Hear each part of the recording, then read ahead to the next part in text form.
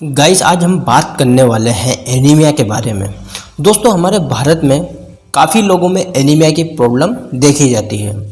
आज हम जानेंगे कि एनीमिया क्यों होता है और यदि किसी व्यक्ति में एनीमिया होता है तो उसकी बॉडी में क्या क्या प्रॉब्लम्स होती हैं। तो गाइस मेरा नाम है अजय वर्मा और आपसे रिक्वेस्ट है यदि आपने हमारे चैनल को अभी तक सब्सक्राइब नहीं किया है तो चैनल को सब्सक्राइब करें और बेल आइकन को प्रेस ज़रूर करें। तो गाइस आज हम जानते हैं कि एनीमिया क्यों होता है। तो इसका पहला कारण है कि सही डाइट नहीं मिलना। किसी व्यक्ति को यदि सही डाइट नहीं मिलेगी मतलब उसका खान पान सही तरीके का नहीं होगा, जैसे कि उसको हरी सब्जी का सेवन करना है, फल फ्रूट का सेवन करना है, गाजर मूली सलाद का सेवन नहीं मिल पाता है तो उसमें एनीमिया की प्रॉब्लम देखी जाती है। और आपकी बॉडी में आरबीसी का यदि प्रोडक्शन नहीं होता है, रेड ब्लड सेल्स का यदि आपकी बॉडी में नहीं बन पाता है तो भी आप में एनीमिया की प्रॉब्लम हो सकती है। एंड थर्ड है ब्लड लॉस, मतलब आपकी बॉडी में किसी कारण से ब्लड बाहर निकल जाता है। जैसे मान लीजिए सर्जरी हुई हो आपकी, किसी भी प्रकार की डिलीवरी की सर्जरी हुई हो या एक्सीडेंटल सर्जरी हुई हो आपकी, या फिर आपको पाइल्स है वहाँ पर आपको बार बार एनीमिया की ब्लड लॉस हो जाता है तो उस कारण भी आप में एनीमिया की प्रॉब्लम हो सकती है। प्रेगनेंसी के टाइम पर भी आप में आरबीसी का लेवल बहुत कम हो सकता है। ठीक है, ये सब सिम्टम्स हैं। यदि यह सब आपको प्रॉपर डाइट नहीं मिल पाती है तो इन सभी कारण से आपकी बॉडी में आरबीसी का लेवल या फिर हीमोग्लोबिन लेवल कम हो जाता है। अब हम जान लेते हैं कि क्या सिम्टम्स होते हैं यदि किसी व्यक्ति में खून की कमी हो जाती है। तो सबसे पहला कारण है कि आपके नाखून सफ़ेद हो जाते हैं और नाखून बार बार टूटते हैं। ठीक है, आपके होंठ जो हैं वह काले पड़ जाते हैं, उनमें स्वेलिंग आ जाती है और आपकी जो जीभ है वह भी थोड़ी खरदरी हो जाती है और साथ में उसमें भी सूजन आ जाती है और आपकी स्किन ड्राई हो जाती है, पेल स्किन हो जाती है, मतलब बहुत ही सूखी स्किन आपकी हो जाती है। आपकी हार्ट बीट बढ़ जाती है, चेस्ट पेन होने लगता है, साथ में सांस लेने में भी आपको प्रॉब्लम होती है, हेडेक बना रहता है आपके शरीर में, सर में थकान रहती है, चक्कर आते हैं आपको, पूरी बॉडी आपकी ठंडी पड़ जाती है, हाथ पैर ज़्यादा ठंडे पड़ जाते हैं आपके। ठीक है, और आपका कंसंट्रेशन जो है किसी भी काम में आपका फोकस नहीं रहता है, आप ध्यान नहीं लगा पाते हैं, आपको भूख नहीं लगती है। ठीक है, और आपकी आंखें जो हैं वह सफ़ेद हो जाती हैं।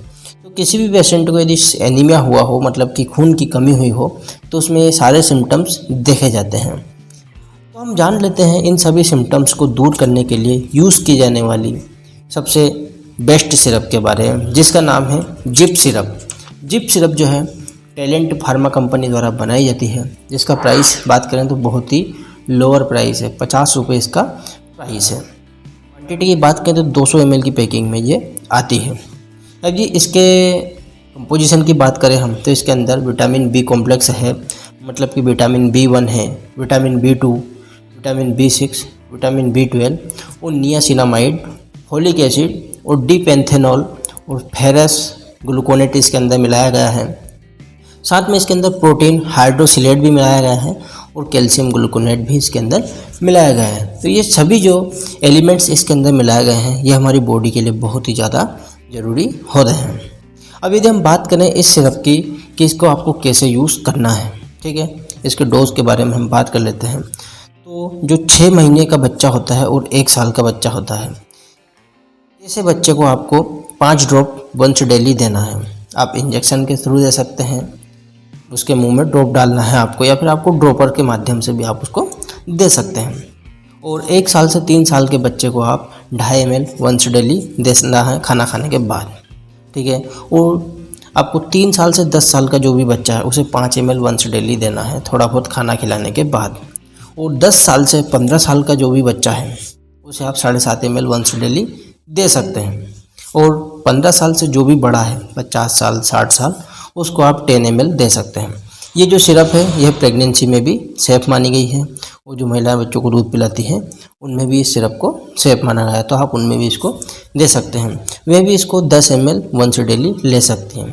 ठीक है, अब हम बात कर लेते हैं यदि कोई व्यक्ति 60 साल से बड़ा है तो उसमें आपको हार्ट प्रॉब्लम या फिर शुगर या फिर हार्ट से संबंधित कोई भी उसमें प्रॉब्लम नहीं होना चाहिए, उस व्यक्ति को आप दे सकते हैं।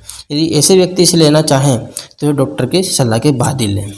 अब यदि सिरप के हम साइड इफ़ेक्ट की बात करें तो इसमें बॉडी इचिंग हो सकती है आपको, ठीक है, लूज मोशन हो सकता है, आपको एब्डोमेन पेन हो सकता है, हेडेक हो सकता है, ये सारी प्रॉब्लम आपको हो सकती है।